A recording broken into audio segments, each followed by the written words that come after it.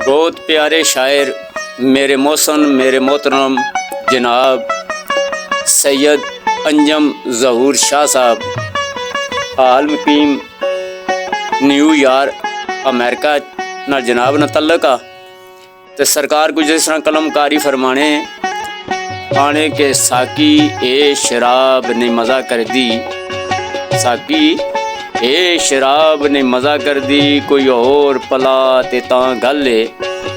रोज़ कोई गल पिया करना है, कोई और सुना ते तां गल है। नशे विच ए चंगी गल पता चलदी, नशे विच ए गल चंगी पता चलदी, सानू कोल बिठा ते तां गल है।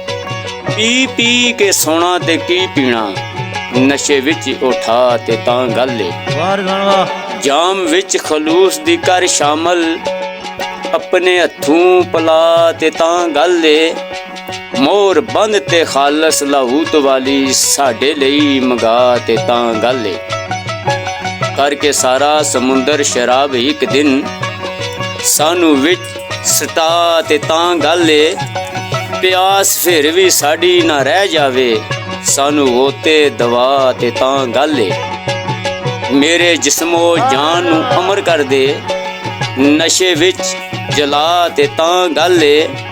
अंजम उत्ते ईसान एक और कर दे, मैं खाने दफना ते तां गल है, मैं खाने दफना ते तां गल है।